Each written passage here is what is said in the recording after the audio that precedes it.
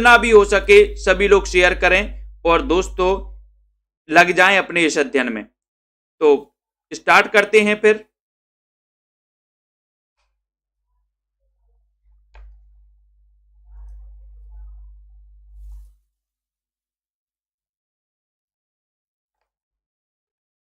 एक बार जल्दी से वीडियो को लाइक करें और मित्रों को शेयर कर दें, ठीक है।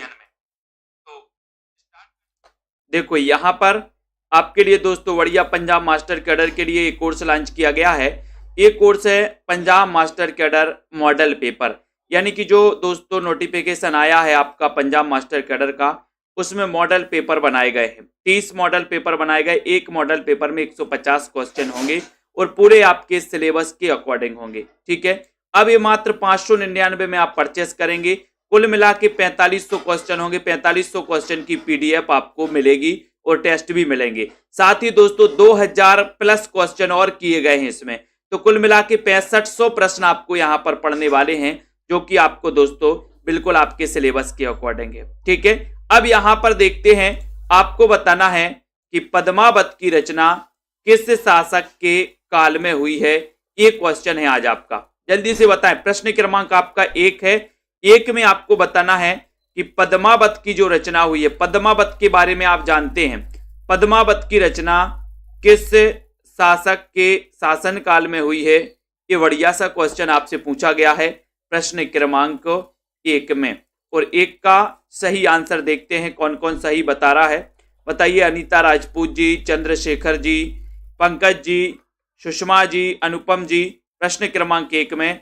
और आपको पता है कि सर पद्मावत ये मलिक मोहम्मद जायसी की रचना है, ठीक है। अब इसके रचनाकार कौन है, तो उत्तर है शेर शाह, सॉरी इसके रचनाकार कौन है, मलिक मोहम्मद जायसी। और इसकी जो रचना हुई थी वो शेर शाह सूरी के शासन काल में हुई थी, ठीक है। ये भी याद रख लेना। लेकिन दोस्तों यहीं तक बात नहीं रुकी। अब आपको 15 पद्मावत का रचना काल भी बताना है। पद्मावत का रचना काल क्या है, जल्दी से बताओ। एक नार ने अचरज किया, सांप मार पिंजरे में दिया। ये पंक्ति बताना है कि ये जो पंक्ति है, ये पंक्ति किसकी है। एक नार ने अचरज किया, सांप मार पिंजरे में दिया। वीरेंद्र जी, प्रश्न क्रमांक 2, एक नार ने अचरज किया, ये बताइए ये जो पंक्ति है, ये पंक्ति किसकी है। ये पंक्ति आपको बताना है, जल्दी से कमेंट में बताएंगे। और राइट आंसर यहां पर है कि सर ये जो पंक्ति है ये अमीर खुसरो की है, ठीक है। अमीर खुसरो हिंदी खड़ी बोली के प्रथम कवि माने जाते हैं अमीर खुसरो जी, ठीक है। तो 1 नंबर आपका बिल्कुल सही है जिन्होंने बताया है। और पद्मावत का रचना काल भी बता दिया 1540, जो कि बिल्कुल सही है। कैमास बद प्रसंग किस रचना में है। कैमास बद प्रसंग ये किस रचना में है, सुरेंद्र कुमार जी। कैमास बद के बारे में आपको बताना है। कैमास बद प्रसंग किस रचना में है। ये बहुत ही अच्छा क्वेश्चन आपको दिया गया है, बहुत ही बढ़िया दिया गया। प्रश्न क्रमांक 3 में पद्मावत, कीर्तिलता, रामचरितमानस या फिर पृथ्वीराज रासो। कैमास बद प्रसंग किस रचना में है, ये क्वेश्चन है प्रश्न क्रमांक 3 में। और 3 का आंसर है कि सर कैमास बद की बात कर रहे हो, यानी कि उत्तर चला जाएगा पृथ्वीराज रासो। पृथ्वीराज रासो, ठीक है। ये आपका जो डी नंबर है पृथ्वीराज रासो, ये बिल्कुल सही है, ठीक है। D number, very good. Next देखो, आदिकाल को अपभ्रंश काल किसने कहा। आदिकाल को अपभ्रंश काल किसने कहा, जल्दी से बताएंगे। आदिकाल को किसने कहा है ये बताना है आपको। और आदिकाल को अपभ्रंश काल, और अपभ्रंश काल को मैंने आपको बताया था कि सर अपभ्रंश को धीरे से गोली मारो। गोली, तो गोली से क्या हो जाएगा, चंद्रधर शर्मा गुलेरी, और धीरे से मारो तो धीरेन्द्र वर्मा, यानी कि गुलेरी जी और धीरेन्द्र वर्मा ने आदिकाल को अपभ्रंश काल की संज्ञा दी थी, ठीक है। तो आपका यहां पर B number correct, right answer, very good. Hindi भाषा में लिखा गया हिंदी साहित्य का पहला इतिहास ग्रंथ कौन सा है। हिंदी भाषा में लिखा गया, ये पूछा गया है आपको। विकल्प अनुसार आपको उत्तर बताना है, जल्दी से बताइए। राजुला वर्मा जी बताइए, हिंदी भाषा में लिखा गया हिंदी साहित्य का पहला इतिहास ग्रंथ कौन सा है? ये क्वेश्चन आपको दिया गया है, तब आपका उत्तर क्या हो जाएगा? गौरव यादव जी, प्रश्न क्रमांक 5 में 5 का राइट आंसर आपका क्या हो जाएगा? निर्मला यादव और बोले सर ये हिंदी में हिंदी साहित्य का जो इतिहास लिखा गया है वो लिखा गया है 5 नंबर का शिव सिंह सरोज। इसके रचनाकार कौन है? तो उत्तर होता है शिव सिंह सेंगर। शिव सिंह सेंगर की रचना शिव सिंह सरोज, यानी कि डी नंबर बिल्कुल सही है। महावीर प्रसाद द्विवेदी ने आदिकाल को क्या संज्ञा दी है? आदिकाल को इन्होंने क्या नाम दिया है? बहुत ही आसान क्वेश्चन है, इस क्वेश्चन का उत्तर आपको बताना है। महावीर प्रसाद द्विवेदी ने बताना है कि क्या संज्ञा दी है, बताइए। प्रश्न क्रमांक 6 नंबर में राइट आंसर आपको चयन करना है और सभी लोग शेयर जरूर कर दें। क्लास रोज रात्रि 9 बजे होती है, ठीक है। चंद्र प्रकाश जी, जिनको एडमिशन लेना है बढ़िया तरीके से पढ़ सकते हो। 1500 में 12 महीने, 1500 में 12 महीने, ठीक है। तो महावीर प्रसाद द्विवेदी ने आदिकाल को क्या संज्ञा दी? बोले सर महावीर ने अहिंसा के बीज बोए। बीज बोए तो बीज बपन काल कहेंगे आदिकाल को, तो सी नंबर सही है। आलोचक की आस्था, इसके रचनाकार कौन है? प्रश्न क्रमांक 7 में बताइए। आलोचक की आस्था, इसके रचनाकार कौन है? अच्छा क्वेश्चन है। डॉक्टर नगेंद्र हैं, नामवर से हैं, हजारी प्रसाद द्विवेदी हैं, या फिर राम विलास शर्मा हैं? आलोचक की आस्था के रचनाकार कौन है? बताइए। कुणाल सैनी जी, दीपक कुमार जी, नीलम कुमारी जी। प्रश्न क्रमांक 7 में आपको बताना है। 7 में 7 का उत्तर बताते चलिए और आपका उत्तर आ गया कि सर नगेंद्र लगा दो। आलोचक की आस्था doctor Nagendra, very good. Tulsidas खंड काव्य के रचयिता कौन है? तुलसीदास खंड काव्य 8 नंबर में बताइए। तुलसीदास खंड काव्य के रचनाकार कौन है? इसका आंसर सीधे सीधे आपको बताना है। 8 नंबर में निराला है, तुलसी हैं, रामधारी सिंह दिनकर हैं, या फिर मैथिली शरण गुप्त हैं? तुलसीदास खंड काव्य के रचनाकार कौन माने जाते हैं? ये क्वेश्चन आपसे पूछा गया 8 नंबर में और सीधा आंसर जा रहा है कि सर यहां पर निराला लगा दो। निराला आपका सही हो जाएगा। तुलसीदास ये रचना है, ये खंड काव्य है और तुलसीदास निराला कवि था। निराला कवि था, तो आपका ये निराला बिल्कुल सही है, ठीक है। डॉक्टर रामकुमार वर्मा ने हिंदी साहित्य का आलोचनात्मक इतिहास लिखा दोस्तों। अब इसमें बताना है कि इसमें कहां से कहां तक का चित्रण किया गया। विकल्प अनुसार आप उत्तर लगाएंगे। प्रश्न क्रमांक 9 में हिंदी साहित्य का आलोचनात्मक इतिहास लिखा था इन्होंने 1938 में। किसने? राम कुमार वर्मा जी ने। जन्म कब हुआ था इनका? 1905 में हुआ था, ठीक है। छायावादी कवि आलोचक माने जाते हैं राम कुमार वर्मा जी, ठीक है। इन्होंने स्वयंभू को हिंदी का प्रथम कवि माना था। अब डॉक्टर राम कुमार वर्मा ने हिंदी साहित्य का आलोचनात्मक इतिहास जो लिखा, इसमें कहां से कहां तक का चित्रण किया गया है? तब आपका उत्तर आया कि सर 693 ईस्वी से लेकर के 1693 ईस्वी तक। सी नंबर आपका सही है। Ritesh Maurya ji, very good. कवियों के परिचयात्मक विवरण मैंने प्रायः मिश्र बंधु से ग्रहण किए हैं। ये कथन किसका है? कवियों के परिचयात्मक विवरण मैंने प्रायः मिश्र बंधु से ग्रहण किए हैं। ये कथन बताना है, ये कथन बताना है। नवदीप कौर जी, प्रश्न क्रमांक 10 में उत्तर आपका क्या हो जाएगा? जितने भी हमारे पंजाब मास्टर कैडर वाले साथी हैं, पंजाब मास्टर कैडर की जिनको भी तैयारी करना है, हिंदी साहित्य का नोटिफिकेशन, आपके पंजाब मास्टर कैडर का नोटिफिकेशन दोस्तों जारी कर दिया गया है। अब आपकी तैयारी रुकनी नहीं चाहिए। तो कवियों के परिचयात्मक विवरण मैंने प्राय मिश्र बंधु से ग्रहण किए हैं। 10 नंबर में हजारी प्रसाद द्विवेदी का कथन है या फिर किसका कथन है? तो कथन आपको समझ में आ गया कि सर एक कथन है रामचंद्र शुक्ल का। डी नंबर आपका बिल्कुल सही है, डी नंबर, ठीक है। पहाड़ी हिंदी उपभाषा का विकास किससे हुआ है? मैंने भाषाओं के बारे में बहुत अच्छे से मैं पढ़ा रहा हूं आप लोगों को, ठीक है। तो आपको यहां पर बताना है। कुमकुम यादव जी बताइए।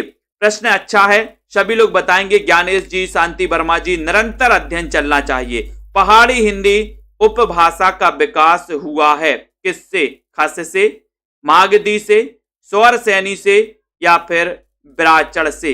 यानी कि आपका 11 नंबर का आंसर चयन करना है और 11 नंबर में उत्तर चला गया कि सर पहाड़ी हिंदी का जो उपभाषा का विकास हुआ है वो हुआ है खस अपभ्रंश से।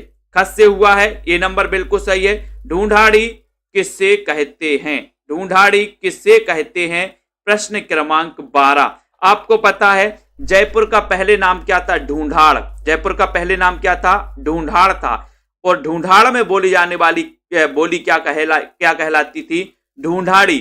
ठीक है, तो आपको याद रख लेना कि जयपुरी का एक जो अन्य नाम है, बहुत बढ़िया मुकनद जी, खस का दूसरा नाम दरद है, और जो ढूंढाड़ी जो कहते हैं वो जयपुरी को कहते हैं, यानी कि जयपुरी का एक अन्य नाम क्या है? ढूंढाड़ी। ठीक है, ये याद कर लेना। और ये क्या कहलाती है अनिल जी? पूर्वी राजस्थानी कहलाती है, पूर्वी राजस्थानी। ठीक है, ये भी हो गया। खड़ी बोली को मर्दानी भाषा किसने कहा है? बहुत अच्छा क्वेश्चन। खड़ी बोली को मर्दानी भाषा किसने कहा है? भारतेंदु जी ने, ग्रियर्सन ने, हॉर्नले ने, सुनीति कुमार चटर्जी ने। खड़ी बोली को मर्दानी भाषा किसने कहा है? ये क्वेश्चन आपके लिए दिया गया है 13 नंबर में, और 13 मेरा का चक्कर है। बहुत ही अच्छा क्वेश्चन। मर्दानी भाषा किसने कहा खड़ी बोली को? आपको पता है कि खड़ी बोली को गवारू बोली कहा था किसने? गिलक्राइस्ट ने। गिलक्राइस्ट ने गवारू बोली कहा था, और सर सैयद अहमद खान ने हिंदी को गवारू बोली कहा था। लेकिन खड़ी बोली को मर्दानी भाषा किसने कहा? तब आपका उत्तर चला जाता है कि सर ये मर्दानी भाषा कहा है किसने? सुनीति कुमार चटर्जी। सुनीति बोले गवारू भाषा, मर्दानी भाषा सुनीति खड़ी बोली के लिए, सुनीति तो सुनीति कुमार चटर्जी। ठीक है, देवनागरी का मानकीकरण कब और किसने किया? 14 नंबर। देवनागरी के बारे में देखते हैं कि सर ये जो देवनागरी है ये राष्ट्र लिपि मानी जाती है, राष्ट्रीय लिपि है। ठीक है, देवनागरी। और देवनागरी का जो मानकीकरण किया कब और किसने किया, ये आपको बताना है 14 नंबर में। और 14 का राइट आंसर देखते हैं, आपका सही उत्तर क्या होता है बताइए। किरण कटारिया जी, रजनी त्रिपाठी, बताना है आपको। झूमर जी, केरला।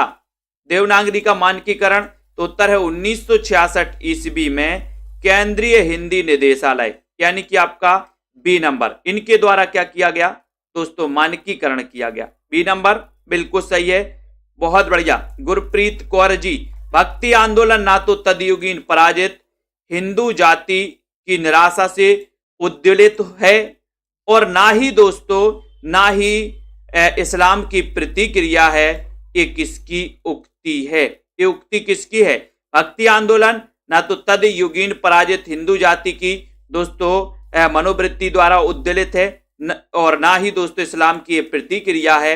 ये कथन किसका माना जाता है? प्रश्न क्रमांक 15 में ये कथन किसका है? रामचंद्र शुक्ल का, हजारी प्रसाद द्विवेदी का, बाबू गुलाब राय का, गणपति चंद्र गुप्त का। यानी कि 15 नंबर में आपका सही आंसर जा रहा है कि सर यहां पर आप बी नंबर लगा दो, हजारी प्रसाद द्विवेदी लगा दो, राइट आंसर चला जाएगा हजारी प्रसाद द्विवेदी। Very good. उत्तर अपभ्रंश को पुरानी हिंदी किसने कहा है? उत्तर अपभ्रंश को पुरानी हिंदी किसने कहा है?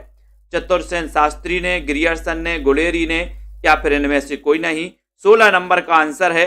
16 नंबर का उत्तर क्या हो जाएगा? उत्तर अपभ्रंश को पुरानी हिंदी किसने कहा? बहुत अच्छा क्वेश्चन है, तो जल्दी से बताएं क्या हो जाएगा? दिव्यांशु शर्मा जी, राजा राम जी, आपको चयन करना है और एक बार जल्दी से शेयर भी कर देना है। उत्तर अपभ्रंश को पुरानी हिंदी किसने कहा है? एक आसान सा क्वेश्चन आपसे पूछा गया है और आपने सीधा आंसर बता दिया कि सर इसमें उत्तर लगा दो 16 नंबर में। क्या नंबर में उत्तर लगाना है? 16 नंबर में। राइट आंसर चला जाता है चंद्रधर शर्मा गुलेरी। ठीक है, C number correct, right, very good. 84 Vaishnav की वार्ता, इसके रचनाकार कौन है? आपको पता है कि 200 वैष्णव की बात, 252 वैष्णव की वार्ता और 84 वैष्णव की वार्ता। 84 वैष्णव की वार्ता में वल्लभाचार्य के शिष्यों का उल्लेख मिलता है दोस्तों, वल्लभाचार्य के। ठीक है, और 252 वैष्णव की वार्ता में विट्ठलनाथ के शिष्यों का उल्लेख मिलता है। ठीक है, इसका रचनाकाल आपको पता होनी चाहिए कितना है? इसका रचनाकाल है 1568। 1568 रचनाकाल है किसका? 84 वैष्णव की वार्ता का और 252 वैष्णव की वार्ता, दोनों का रचनाकाल 1568 है। दोनों के रचनाकार भी कौन है? गोकुलनाथ हैं। कौन है? गोकुलनाथ हैं। तो उत्तर आपका यहाँ पर गोकुलनाथ, आपका बी नंबर बिल्कुल सही हो जाएगा। ठीक है, बी नंबर। यहाँ पर दास लिखा है, नाथ। ठीक है, ये बी नंबर आपका सही है। हिंदी नवरत्न के लेखक कौन है? ये हिंदी नवरत्न जिसका रचना काल है दोस्तों 1910। 1910 है। ये क्वेश्चन पिछली बार पंजाब मास्टर कैडर में आया था कि हिंदी नवरत्न का रचना काल क्या है, रचना काल क्या है। तब आपका उत्तर क्या हो जाएगा? उत्तर बताना है आपको। जल्दी से चयन करें, एक बार जल्दी से शेयर भी कर दो अपने मित्रों को। और दोस्तों इसी प्रकार से जिनको भी एडमिशन लेना है, पंजाब मास्टर कैडर वाले हमारे साथी और भी हमारे साथी जिनको भी एडमिशन लेना है, वो अभी सेल्फ स्टडी क्लासेस का ऐप डाउनलोड कर लें। हिंदी नवरत्न के लेखक कौन है? ये बड़ा अच्छा क्वेश्चन पूछा गया और 18 नंबर में आपका उत्तर हो गया कि सर मिश्र बंधु। डी नंबर आपका सही है, मिश्र बंधु आपका सही है। शिवसेन सेंगर और ग्रियर्सन के साहित्य इतिहास ग्रंथों के लिए आचार्य शुक्ल ने दोस्तों किस शब्द का प्रयोग किया है? किस शब्द का प्रयोग किया है बताइए? भावना गंगवार जी, राखी जी बताएं। शिवसेन सेंगर और ग्रियर्सन के साहित्य इतिहास ग्रंथों के लिए शुक्ल जी ने कौन सा शब्द यहां पर प्रयोग किया है? 19 नंबर में बताना है। और 19 में उत्तर जा रहा है कि सर उन्होंने जो किया है वो किया है वृत्त संग्रह। इनके लिए क्या कौन से शब्द का प्रयोग किया है? वृत्त संग्रह। ठीक है, तो यहां पर उत्तर आपका कहां चला जाएगा? बी की तरफ, बी नंबर चला जाएगा। पृथ्वीराज रासो को किसने सर्वप्रथम विवादास्पद घोषित किया था? पृथ्वीराज रासो को सबसे पहले किसने दोस्तों विवादास्पद घोषित किया? ये क्वेश्चन आपसे पूछा गया है यहां पर। जल्दी से चयन करेंगे सभी लोग। किसने सबसे पहले विवादास्पद घोषिट किया? मैक्स मूलर ने, मोतीलाल मेनारिया ने, या फिर दोस्तों बुलर ने, या फिर कर्नल टॉड ने? किसने घोषित किया बताओ? पृथ्वीराज रासो को किसने सर्वप्रथम विवादास्पद घोषित किया? एक बढ़िया सा क्वेश्चन आपसे पूछा गया है, तो जल्दी से आपका आंसर आना चाहिए और सही उत्तर हो जाएगा कि सर ये उत्तर है डॉक्टर बुलर। डॉक्टर बुलर आपका right answer. Very good, C number. Good. Next, Prithviraj Raso को हिंदी का पहला महाकाव्य किसने माना और इसमें अध्यायों का नाम क्या है? बताइए। पृथ्वीराज रासो को हिंदी का पहला महाकाव्य किसने माना और इसमें अध्यायों का नाम क्या है? अध्यायों का नाम आपको बताना है। बताइए 21 का आंसर। 21 में जल्दी से चयन करना है और 21 में सीधा आंसर जा रहा है कि सर ये तो रामचंद्र शुक्ल ने इसे हिंदी का प्रथम महाकाव्य कहा और इसमें जो अध्याय हैं उनको समय कहा जाता है। ठीक है, तो उत्तर कहां चला गया? 1 नंबर की ओर चला गया। 1 का आपका सही है। चरम व्यक्तिवाद ही प्रयोगवाद का केंद्र बिंदु है। ये कथन बताना, ये कथन किसका है? चरम व्यक्तिवाद ही प्रयोगवाद का केंद्र बिंदु है। ये कथन किसका है? आशु गोंडवाल जी बताइए। सभी लोग बताएंगे 22 का आंसर। पंजाब मास्टर कैडर का जिनको भी मॉडल पेपर लेना है, इस मॉडल पेपर में 30 मॉडल पेपर रहेंगे इसमें। ठीक है, कुल मिला के 4500 क्वेश्चन रहेंगे। 4500 क्वेश्चन की पीडीएफ भी आपको यहां पर मिलने वाली है। ठीक है, तो जिनको भी पंजाब मास्टर कैडर का मॉडल पेपर लेना है 599 में वो ले सकते हैं। प्रश्न क्रमांक 22 का आंसर आपको चयन करना। उत्तर चला गया ए। चरम व्यक्तिवाद ही प्रयोगवाद का केंद्र बिंदु है। ये कहा है किसने? नामवर सिंह ने। ठीक है, ये ए नंबर सही है। भारतीय सूफी मुख्यतः किस संप्रदाय से संबंधित हैं? 23 का सभी लोग आंसर बताएंगे। भारतीय सूफी, नितिका तनवर जी बताएं, भारतीय सूफी मुख्यतः किस संप्रदाय से संबंधित हैं? ये क्वेश्चन आपसे पूछा गया। संजय पाठक जी जल्दी से आंसर बताएंगे। बताओ। सूरज श्रीवास्तव 23 नंबर में चयन करना है। सुनीता चौधरी जी। और 23 का आंसर जा रहा है कि सर ये जो भारतीय सूफी हैं ये मुख्यतः वेसरा संप्रदाय से संबंधित हैं। वेसरा संप्रदाय से, यानी कि आपका जो सी नंबर है वेसरा संप्रदाय, ये बिल्कुल सही है। C number, very good. प्रभु जी तुम चंदन हम पानी, ये किसकी काव्य पंक्ति है? प्रभु जी तुम चंदन हम पानी। जल्दी से बताइए, फटाक से बताएं। राइट आंसर क्या है? 24 का आंसर। प्रभु जी तुम चंदन हम पानी, ये किसकी काव्य पंक्ति है 24 में? और 24 का राइट आंसर है कि सर रैदास लगा दो, यानी कि सी नंबर लगा दो। प्रभु जी तुम चंदन हम पानी, ये रैदास आपका सही हो जाएगा। ठीक है, रैदास राइट। मृगावती को सूफी काव्य की प्रथम रचना किसने माना है? मृगावती को सूफी काव्य की प्रथम रचना किसने माना? 25 में सभी बताएंगे। ग्रियर्सन ने, आचार्य द्विवेदी ने, आचार्य शुक्ल ने, आचार्य रामकुमार वर्मा ने। मृगावती 1503 इसका रचना काल है मृगावती। ठीक है, और मृगावती के रचनाकार कौन है? तो आपका उत्तर होता है कुतुबन। कौन है? कुतुबन है मृगावती के रचनाकार। ठीक है, यहां पर वन आया वन, और वन में क्या था? मृग। तो मृग से मृगावती और कुतुबन से कुतुबन। मृगावती को सूफी काव्य की प्रथम रचना किसने माना? ये 25 का उत्तर है। और आपको बताना कि रामचंद्र शुक्ल जी ने ये सूफी काव्यधारी की प्रथम रचना माना इसे। Very good. चंदायन को दूसरे किस नाम से स्वीकार किया गया? चंदायन को दूसरे किस नाम से स्वीकार किया गया? 26 का आंसर बताना है। दूसरे किस नाम से स्वीकार किया गया चंदायन को? चंदायन को बताइए, सभी लोग बताएंगे। निशा वर्मा जी, विजय लक्ष्मी यादव जी। प्रश्न क्रमांक चंदायन, चंदायन के रचनाकार कौन है? तो मुल्ला दाऊद, मुल्ला दाऊद हैं। अब आपको बताना है कि चंदायन का रचना काल क्या है? तो इसका रचना काल है दोस्तों 1379। 1379 इसका रचना काल है। ठीक है, अब इसको पता है कि दूसरे किस नाम से स्वीकार किया गया है, ये बताना है। 26 का आंसर, और 26 का आंसर आ रहा है कि सर इसको लोर कथा या लोर कहा नाम से स्वीकार किया गया। डी नंबर लोर कथा या लोर कहा आपका बिल्कुल सही आंसर है। डी नंबर सही है। चंद हसीनों के खतूत, ये किसकी रचना है? चंद हसीनों के खतूत रचना के रचनाकार कौन है 27 में? और सही आंसर क्या जा रहा है आपका, बताइए। जसवंत जी, किरण जी, आकांक्षा जी, रागनी जी। प्रश्न क्रमांक 27 लाइक कर दो, जल्दी शेयर कर दो। और सभी पंजाब मास्टर कैडर, पंजाब वाले सभी साथी जिनको भी संपूर्ण कोर्स पढ़ना है वो कोर्स में एडमिशन ले सकते हैं 1500 में। 1500 में ले सकते हैं दोस्तों। 12 महीने की वैलिडिटी रहेगी और प्रैक्टिस भी आपको रहेंगे, लाइव क्लासें भी रहेंगी, रिकॉर्डेड क्लासें भी रहेंगी। चंद हसीनों के खतूत ये रचना किसकी है? एक अच्छा क्वेश्चन पूछा गया है।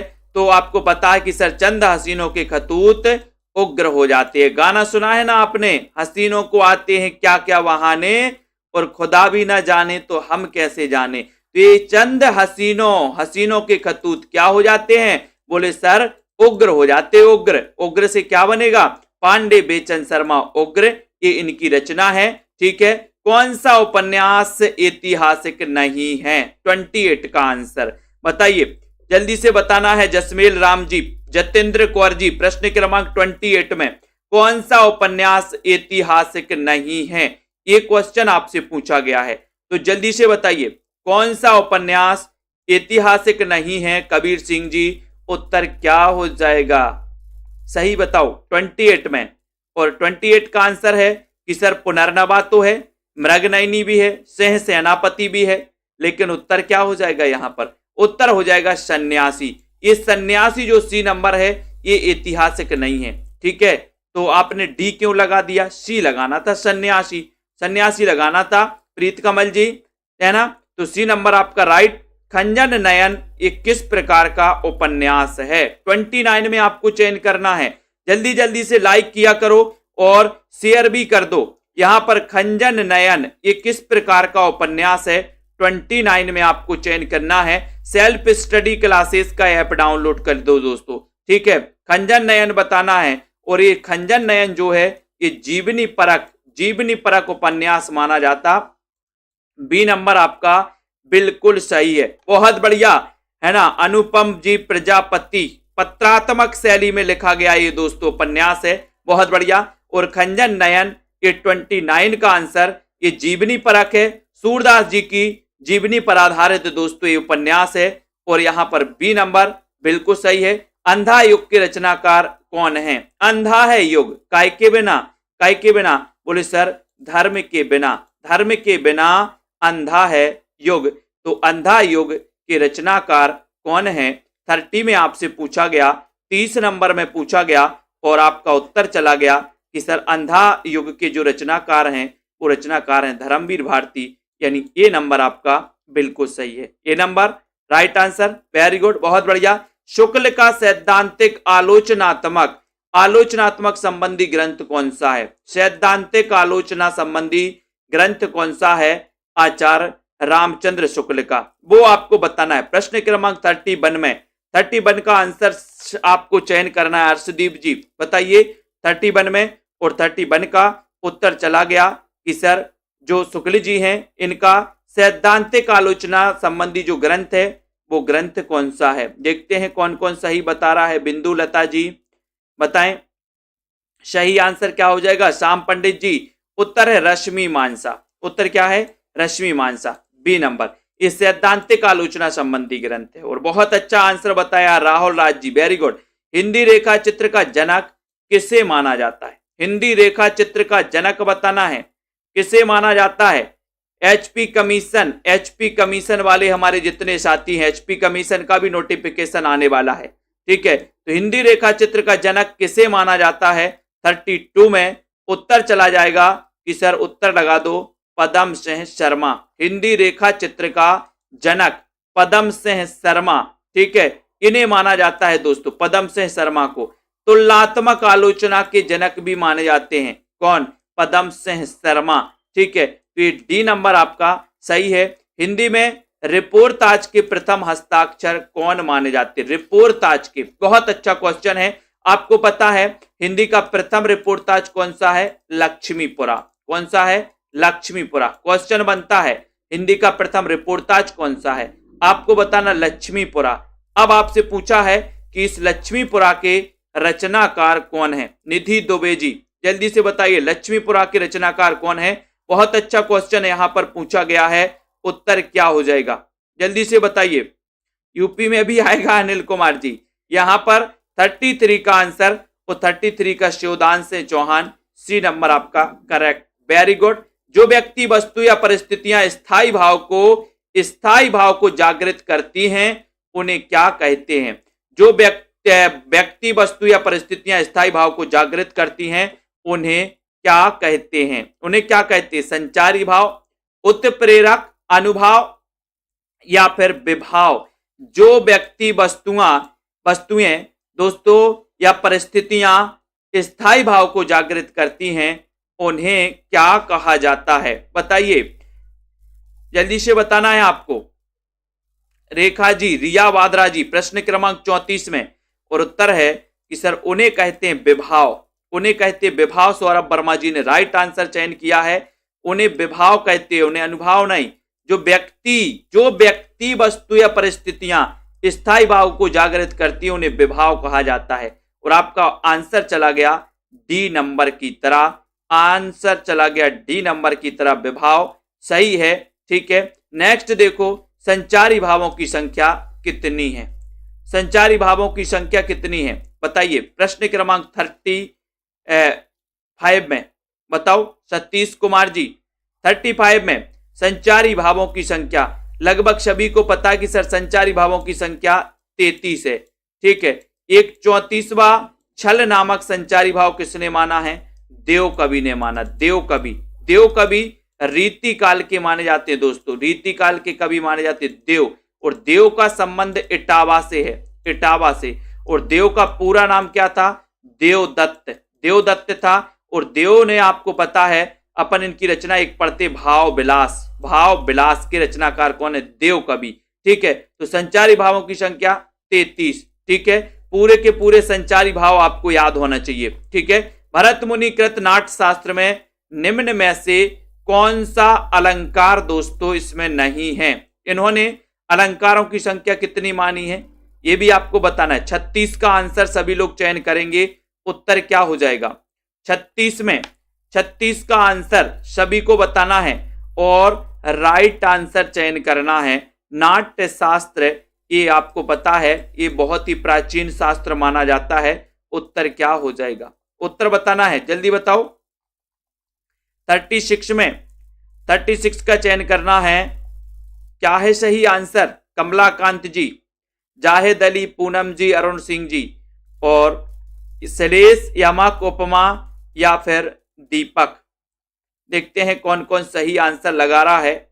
और बहुत सारे लोगों ने बिल्कुल सही बताया है कि सर ये जो आंसर है वो आंसर है ए, श्लेष। ठीक है, श्लेष आपका राइट आंसर है ना। वेरी गुड, बहुत बढ़िया। जहां एक शब्द अनेक बार आए उसके अर्थ भिन्न भिन्न हो, वहां कौन सा अलंकार होता है। मैंने आपको अलंकार की पूरी परिभाषाएं याद करने के लिए बोला था। कौन कौन सा ऐसा साथी है जिन्होंने अलंकार की पूरी परिभाषाएं याद कर ली हैं। आपको होमवर्क में दिया था, मैं लिखता जाता हूं कि मैं होमवर्क आपको क्या दे रहा हूं। तो कौन कौन से ऐसे साथी हैं जिन्होंने, जल्दी से बताइए। उपमा, रूपक, यमक और दीपक, ये 4 प्रकार के अलंकार इन्होंने माने हैं। बिल्कुल सही है। जहां एक शब्द अनेक बार आए और उसके अर्थ भिन्न भिन्न हों, ये बताइए 37 में। और 37 में है कि सर वहां पर होता है यमक अलंकार। और ये आपका फेमस उदाहरण है कनक कनकते सौगुनी, कनक कनकते सौगुनी मादकता दिखाए। तो यहां पर यमक सही है, डी नंबर सही है। हिंदी में रीति सिद्धांत के प्रथम प्रस्तोता आचार्य कौन है। हिंदी में रीति सिद्धांत के प्रथम प्रस्तोता आचार्य कौन है, ये आपको बताना है। जल्दी बताइए क्या है सही 38 में। और बहुत सारे साथियों ने अलंकार की परिभाषा याद नहीं की हैं, 1 नंबर आपका कट जाएगा। ठीक है, कोई बात नहीं है। ठीक है, देवेंद्र जी, सिंधु जी 38 नंबर में चयन करना है। उत्तर है कि सर हिंदी में रीति सिद्धांत के प्रथम प्रस्तोता हैं तो केशवदास। ठीक है, ये नंबर। वेरी गुड, बहुत बढ़िया। साधारणीकरण का सिद्धांत किसकी देन है। साधारणीकरण का सिद्धांत 39 में प्रियंका यादव जी, प्रश्न क्रमांक आपका 39 है। जल्दी से आपको चयन करना है। और उत्तर क्या हो जाएगा, सुमन बालाजी। विपिन पांडे, प्रश्न क्रमांक हरिचंद जी 39 में साधारणीकरण का सिद्धांत ये किसकी देन है, ये आपको बताना है। और बिल्कुल सरल क्वेश्चन है, सरल क्वेश्चन आपसे पूछा गया। और उत्तर है कि सर ये जो साधारणीकरण की दिया है ये भट्ट नायक ने दिया है। प्रवीण ओझा जी, ये नंबर राइट, वेरी गुड। अनुकरण सिद्धांत के प्रणेता कौन है। अनुकरण सिद्धांत गीता ने जी ने याद किया है, पूजा जी ने भी याद किया, वेरी गुड, बहुत बढ़िया। कल्पना जी बताइए अनुकरण सिद्धांत के प्रणेता कौन है। मधु धिम्मन जी, प्रश्न क्रमांक 40 में। और सीधा आंसर जा रहा है कि सर यहां पर जो उत्तर हो जाएगा वो हो जाएगा अरस्तु, अरस्तु हो जाएगा। ठीक है, वेरी गुड, सी नंबर आपका correct right answer. Self study classes app को डाउनलोड कर लें सभी साथी। अगला देखो, साहित्य ज्ञान राशि का संचित कोश है। ये कथन तो आपको पता ही है, सभी को पता है, मुकनद जी को याद है, वेरी गुड, बहुत बढ़िया। जिनको याद नहीं वो याद कर लें सभी लोग, अरुण राजपूत जी, अमन जी। साहित्य ज्ञान राशि का संचित कोश है 41 नंबर में। और 41 का सीधा आंसर जा रहा है कि सर लगा दो महावीर प्रसाद द्विवेदी। महावीर प्रसाद द्विवेदी, सी नंबर, ए आपका सही हो जाएगा, सी नंबर राइट आंसर हो जाएगा, वेरी गुड। रस सूत्र के व्याख्याकारों का सही अनुक्रम बताइए।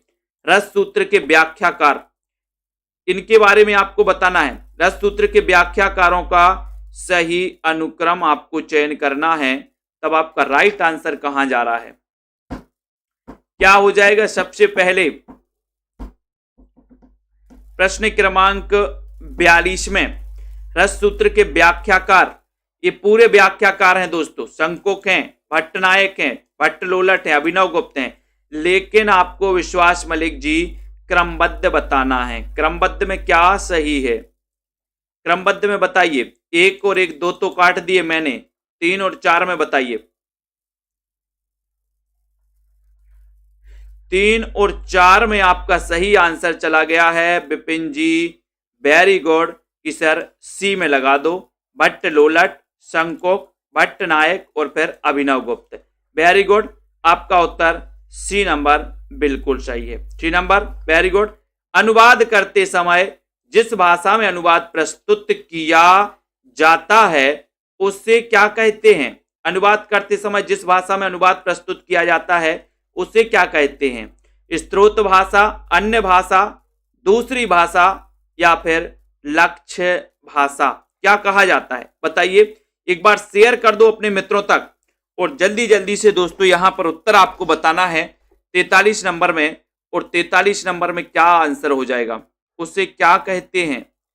अनुवाद करते समय जिस भाषा में अनुवाद प्रस्तुत किया जाता है 43 नंबर में, और 43 नंबर में आप लोगों ने बताया कि सर उसे लक्ष्य भाषा कहा जाता। डी नंबर लक्ष्य भाषा, वेरी गुड। रस कलश का रचनाकार कौन है? रस कलश के रचनाकार कौन है? ये क्वेश्चन बड़ा ही सुंदर है, ये बताइए रस कलश के रचनाकार कौन है, कौन माने जाते हैं कि रस कलश? आपको पता है कि हरिऔध जी की प्रथम रचना है कृष्ण शतक, कृष्ण शतक है, ठीक है। अब कृष्ण शतक के बाद जो इनकी रचना मानी जाती है हरिऔध जी की, वो मानी जाती रस कलश। किसकी? हरिऔध जी की। अयोध्या से उपाध्याय हरिऔध, कवि सम्राट ने कहा जाता है हरिऔध जी को। खड़ी बोली के प्रथम महाकवि हैं। इन्होंने खड़ी बोली का प्रथम महाकाव्य लिखा था प्रिय प्रवास, और ये प्रिय प्रवास पूछा गया था काय में, पंजाब मास्टर कैडर के पिछले पेपर में, कि खड़ी बोली का प्रथम महाकाव्य कौन सा है, तब आपने उत्तर लगाया था प्रिय प्रवास, बिल्कुल सही। आवारा मसीहा में किसके जीवन का उल्लेख है? 45 नंबर में आपको बताना है। 45 नंबर में नवदीप जी, आवारा मसीहा में किसके जीवन का उल्लेख है? 45 नंबर का चयन करना है। अच्छा क्वेश्चन है और सही आंसर जा रहा है कि सर ये आवारा मसीहा ये विष्णु प्रभाकर जी की रचना है। विष्णु प्रभाकर है ना, ये जीवनी मानी जाती है और ये विष्णु प्रभाकर जी द्वारा रचित है। और उत्तर हो जाएगा कि इन्होंने इस आवारा मसीहा में शरत चंद्र के जीवन का उल्लेख किया, यानी कि आपका 1 नंबर बिल्कुल सही है। इसके रचनाकार कौन है? तो विष्णु प्रभाकर, ठीक है, वेरी गुड। आधुनिक भारतीय आर्य भाषाओं का विकास किससे हुआ है?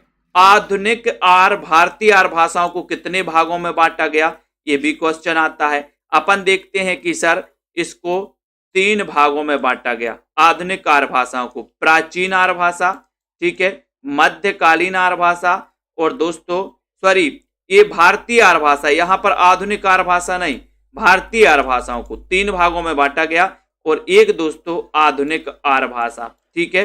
फिर आधुनिक आर्य भाषा के अंतर्गत कौन सी आती है? हिंदी, आधुनिक आर्य भाषा के अंतर्गत, ठीक है। तो आधुनिक आर्य भाषा का जो उदय हुआ है वो कैसे हुआ है? अपभ्रंश से हुआ है, ठीक है। तो ये याद रख लेना, भारतीय आर्य भाषाओं को 3 भागों में बांटा गया, प्राचीन, मध्यकालीन और आधुनिक आर्य भाषा, ठीक है। फिर आधुनिक आर्य भाषा के अंतर्गत आती हिंदी। और दोस्तों आधुनिक आर्य भाषाओं का जो विकास हुआ वो कैसे हुआ? अपभ्रंश से हुआ। सी नंबर आपका सही है, ठीक है। उसमें संघर्षी वर्ण कौन से हैं? उसमें संघर्षी वर्ण कौन से हैं? 47 नंबर में उसमें संघर्षी वर्ण तो आपने पता पड़े ही हैं।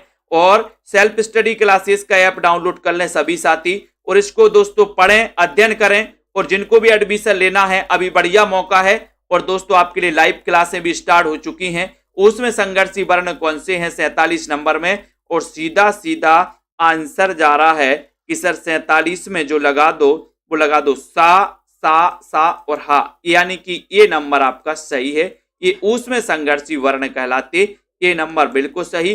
लास्ट क्वेश्चन आपको बताना ही है, ये चैलेंज प्रश्न है आज का आपका। भाषा मुंशी के नाम से विख्यात हैं, ये आपको कमेंट में लिखना। चैलेंज प्रश्न है, ठीक है, कमेंट में लिखेंगे सभी लोग। संध्या गुप्ता जी, ठीक है, दीपक कुमार जी और चंचल जी, ठीक है, सरोज जी, मंजू यादव जी, पूनम जी, निशा जी, कमलजीत जी, ठीक है, बहुत बढ़िया, निधि दुबे जी, राजा राम जी, सभी को। और जिनके भी अभी सेल्फ स्टडी ऐप में जाइए, ऐप डाउनलोड प्ले स्टोर में जाइए, प्ले स्टोर में दोस्तों आपको ये सेल्फ स्टडी क्लासेस का ऐप मिलेगा। इस प्रकार से ये ऐप सेल्फ स्टडी क्लासेस का डाउनलोड करिए सभी साथी, ठीक है। पूनम शर्मा जी और प्रियंका जी सभी साथी इसको डाउनलोड कर लें, ठीक है। अभी आपके लिए कोर्स लॉन्च किया गया है टीजीटी पीजीटी मास्टर कैडर वाले हमारे साथी, 1500 में 12 महीने का, सीधा सीधा है, सबसे सस्ता है और सबसे अच्छा है। नॉर्मल व्यक्ति भी जो दोस्तों पढ़ाई भी कर रहे हैं और साथ में दोस्तों अध्ययन भी करना चाहते हैं, तो ये 1500 का आपका नॉर्मल, 5000 10,000 फीस नहीं भरनी आपको। हिंदी साहित्य में और बहुत ही मजेदार तरीके से आपको पढ़ाया जाता है कि आपको खुद मजा आएगा पढ़ने में, ठीक है। ऐसी ट्रिकें आपको बताई जाती हैं। तो यहाँ पर आपको जिनको भी एडमिशन लेना है वो मात्र 1500 में एडमिशन ले सकते हैं, 1 साल तक की वैलिडिटी के साथ। टॉपिक बाय टेस्ट आपके लिए रहेंगे, हर संडे को आपके लिए टेस्ट भी होता है। ठीक है। और आपके लिए लाइव क्लासें रहेंगी, recorded class, tricky video, doubts वाले वीडियो, ठीक है। ये सारी चीजें यहाँ पर आपको मिलने वाली हैं और एक बढ़िया सा ग्रुप मिलने वाला है जहां पर आप डिस्कशन भी करते हैं, ठीक है। ऐप में ही आपके लिए ग्रुप है, ऐप में सेल्फ स्टडी क्लासेस ऐप में। तो RK पासवान जी, लाल दास, वीरेंद्र जी, इनरपेश जी, श्याम पंडित, संध्या जी, बहुत बढ़िया। सभी साथियों को बहुत बहुत धन्यवाद। पढ़ते रहें, अध्ययन करते रहें और लगे रहें, जुट जाएं सभी साथी, ठीक है। और सभी को धन्यवाद। जय हिंद।